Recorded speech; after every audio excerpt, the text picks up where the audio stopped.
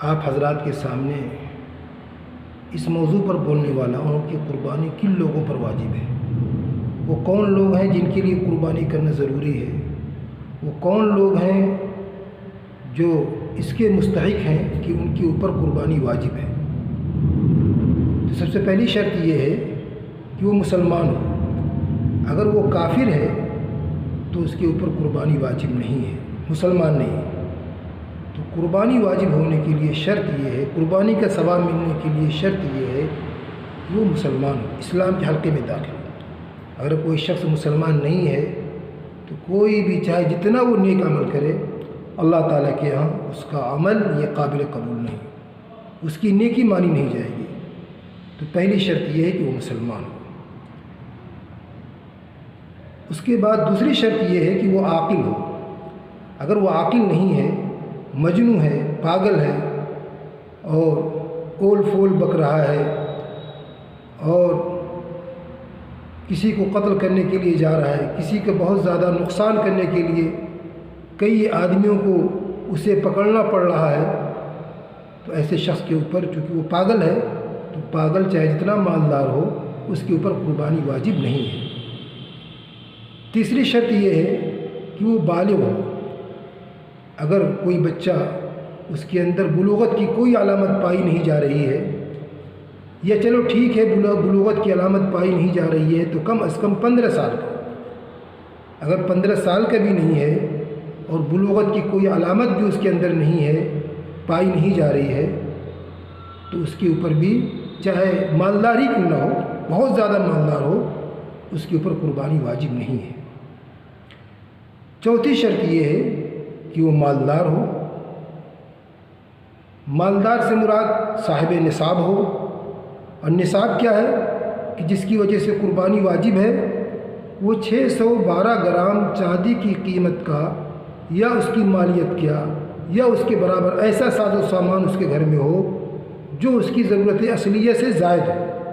اگر اس کا مالک ہے، 612 گرام چاندی کی قیمت کا مالک ہے، تو اس کے اوپر قربانی واجب ہے۔ اب ضرورت اصلیہ کیا ہے؟ ضرورت اصلیہ یہ ہے کہ ہر وہ چیز جس کے ذریعے سے اپنے جان کی حفاظت کر سکے اور اپنی عزت و آبرو کی حفاظت کر سکے، مثلا کھانا ہے، کپڑا ہے، گھر ہے، یہ سب چیزیں ضرورت اصلیہ میں ہیں، گاڑی ہے، یہ سب چیزیں ضرورت اصلیہ میں ہیں۔ کوئی بھی سامان جو اس کے استعمال میں ہو، سال میں ایک بار ہی کیوں نہ اس کی ضرورت پڑتی ہو، چاہے وہ سامان اس کی ضرورت اس وقت پڑتی ہو جب وہ استعمال کے لائق ہو، تو اس کا مطلب یہ ہے کہ وہ استعمال شدہ ہے، وہ ضرورت اصلیہ میں داخل ہے۔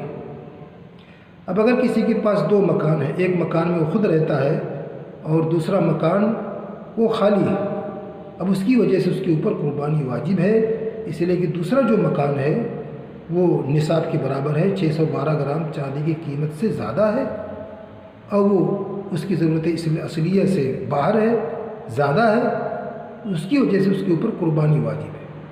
اس کے پاس کم سے کم 50 گز کا پلاٹ ہو تو اس پر بھی قربانی واجب ہے، اس لیے کہ 50 گز کا جو پلاٹ ہے وہ بہت زیادہ قیمت کا ہوتا ہے، اور 612 گرام چاندی کی جتنی قیمت ہوتی ہے، 612 گرام چاندی کی، تو اس سے کہیں زیادہ ہے اس کی قیمت ہوگی۔ اسی طرح کسی لڑکی کے پاس زیور ہے اور اس کی والدہ نے، اس کے ماں باپ نے زیور اس کے نام کر دیا ہو اور ابھی اس کی شادی نہیں ہوئی ہے، تو اس کے اوپر بھی قربانی واجب ہے۔ یا جہیز کا سامان رکھا ہوا ہے جس کی قیمت 612 گرام چاندی کی قیمت کے برابر پہنچتی ہو، تو اس کی وجہ سے اس کے اوپر بھی قربانی واجب ہے، اس کی وجہ سے۔ اب 612 گرام چاندی کی قیمت کتنی ہوتی ہے؟ تو آج 25 جولائی 2020 ہے، تو آج کا جو چاندی کا ریٹ ہے وہ 61,200 ہے، یہ دلہی کا ریٹ ہے 61,200 کلو، 61,200 روپے کلو چاندی ہے۔ 612 گرام کا اگر آپ کو حساب لگانا ہے تو پہلے 1 گرام کا اندازہ لگائیے، 1 گرام تقریباً 61 روپیہ 20 پیسہ ہے، 61 روپیہ 20 پیسہ ہے۔ اس کو آپ 612 میں ملٹی پلائی کر دیجئے، ضرب دے دیجئے، تو اس کی وجہ سے 37,454 روپیہ ہو گیا۔